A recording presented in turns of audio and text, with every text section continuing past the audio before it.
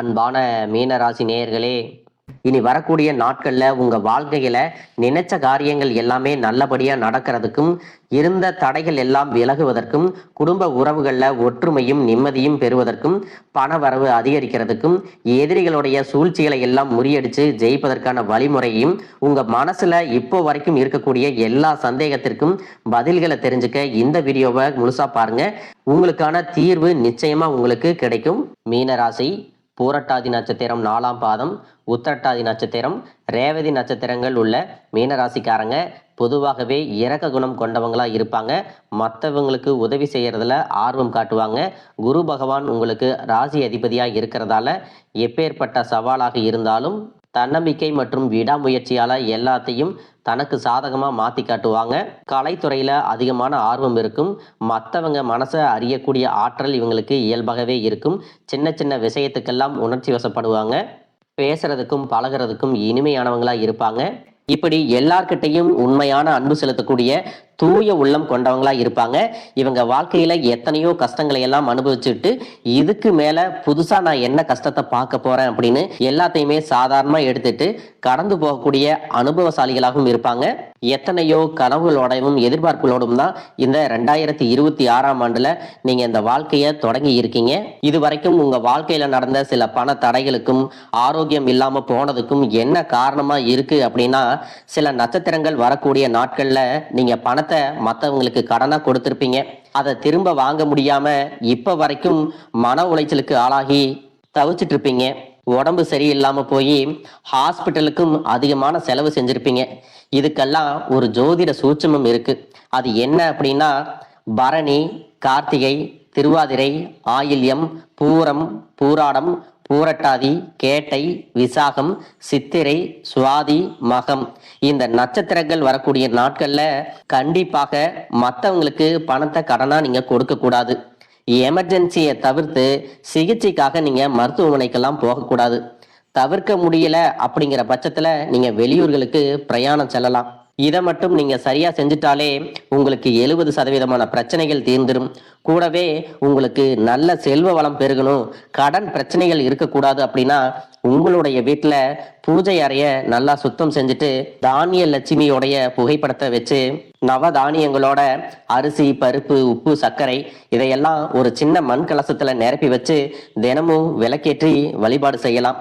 இதை தினமும் செஞ்சுட்டு வந்தா உங்களுடைய வீட்டுல என்னைக்குமே உணவு பஞ்சம் இருக்காது, செல்வ வளம் அதிகரிக்கும், உங்களுடைய கடன் சுமை குறையும், விவசாயிகளுக்கு உற்பத்தி அதிகரிக்கும், உங்களுடைய பொருளாதார நிலை உயரும். கடந்த சில மாதங்களா பாத்தீங்கன்னா உங்க வாழ்க்கையில நடந்த சம்பவங்கள், ஏமாற்றங்கள், துரோகங்கள் எல்லாமே உங்களுக்கு மிகப்பெரிய ஒரு அனுபவத்தை கொடுத்து இருந்தாலும் சில விஷயங்களை எல்லாம் இப்ப வரைக்கும் உங்களால ஜீரணிக்க முடியல.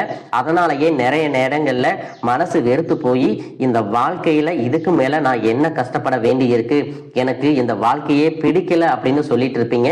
இப்படி ஒரு வாழ்க்கை எனக்கு அமைஞ்சதுக்கு நான் வாழாமையே இருந்திருக்கலாம் அப்படின்னு கூட நெகட்டிவான எண்ணங்கள் உங்க மனசுல வரும்.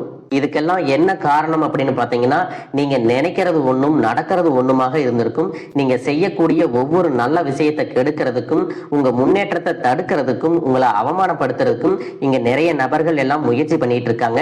ஆனாலும் அவர்களுடைய சதிகளையும் சூழ்ச்சிகளை எல்லாம் தாண்டி இப்ப வரைக்கும் நீங்க ஓரளவுக்கு நல்லா இருக்கீங்க அப்படின்னா உங்ககிட்ட இருக்கக்கூடிய நல்ல எண்ணங்களும் கடவுள் பக்தியும் இது வரைக்கும் நீங்க செஞ்ச நல்ல விஷயங்களும் தான் உங்களை காப்பாத்திட்டு இருக்கு.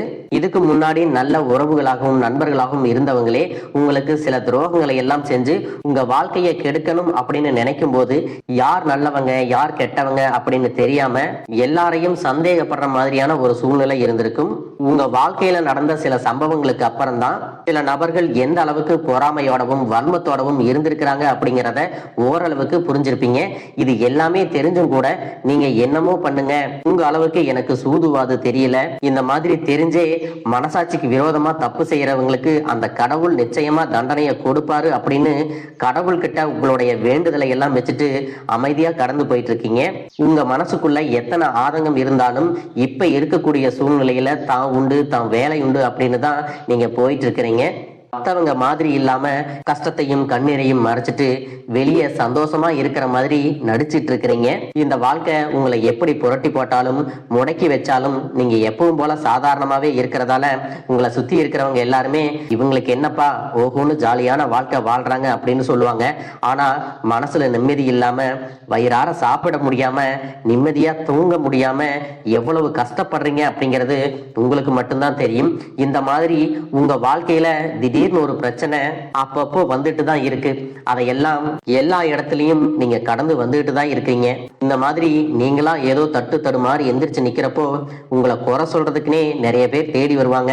நீங்க 1000 நல்ல விஷயம் செஞ்சாலும் அதையெல்லாம் பாராட்டி ஒரு வார்த்தை கூட சொல்ல மாட்டாங்க.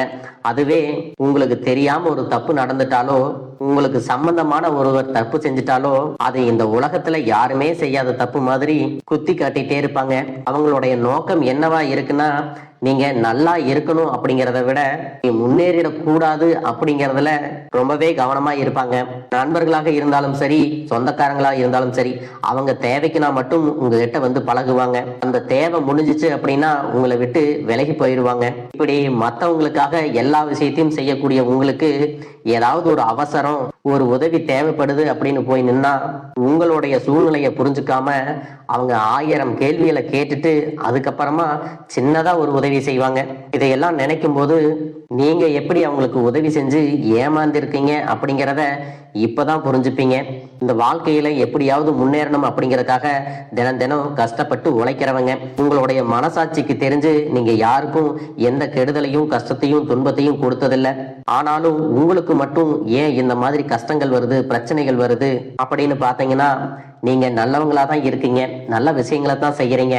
ஆனாலும் உங்களை சுத்தி இருக்கக்கூடிய மனிதர்கள் அந்த மாதிரி நினைக்கிறது இல்ல. நீங்க என்னதான் பிரச்சனைகளை எல்லாம் தவிர்த்துட்டு வந்தாலும் ஏதாவது ஒரு சூழ்நிலையில பிரச்சனையும் கஷ்டமும் உங்களை தேடி வந்துட்டு தான் இருக்கு.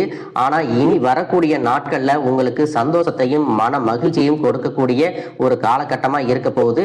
இது நாள் வரைக்கும் பாத்தீங்கன்னா உங்க வாழ்க்கையில் நடந்த கெட்ட விஷயத்தை எல்லாமே மறந்துருங்க. இனி வரக்கூடிய நாட்கள்ல உங்களுக்கு எப்படிப்பட்ட நன்மைகள் எல்லாம் கிடைக்க போகுது, எந்த இடத்துல நீங்க கவனமா இருக்கணும் அப்படிங்கிறத நீங்க மனசுல வச்சுக்கணும். மார்ச் மாதத்துல சனியினுடைய வக்ர நிவர்த்தியும், குருவினுடைய பயிற்சியும், சுக்கிர பயிற்சியும், சூரிய பயிற்சி, ராகு கேது பயிற்சிகள் அப்படின்னு கிட்டத்தட்ட 5 பயிற்சி பலன்கள் எல்லாமே உங்களுக்கு இந்த 2026ஆம் ஆண்டுல முழுமையான பலன்களை கொடுக்க போறாங்க.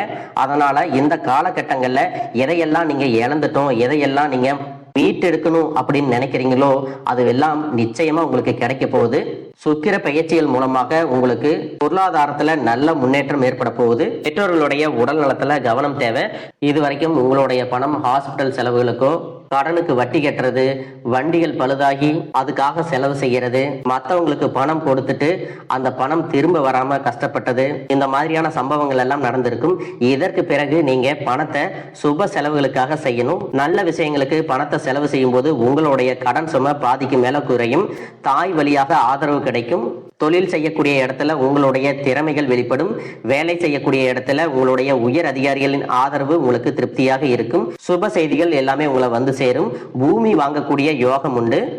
வீடு கட்ட ஆரம்பிச்சு அந்த வேலைகள் பாதியில நிக்குது அப்படின்னா அந்த வேலைகள் எல்லாமே உங்களுக்கு சிறப்பா முடியும். உடன்பிறப்புகளின் திருமண முயற்சிகள் கைகூடும். புதிய வாகனங்கள் வாங்குறதுல ஆர்வம் காட்டுவீங்க. தொழில எதிர்பார்த்ததை விட கூடுதலான லாபம் கிடைக்கும்.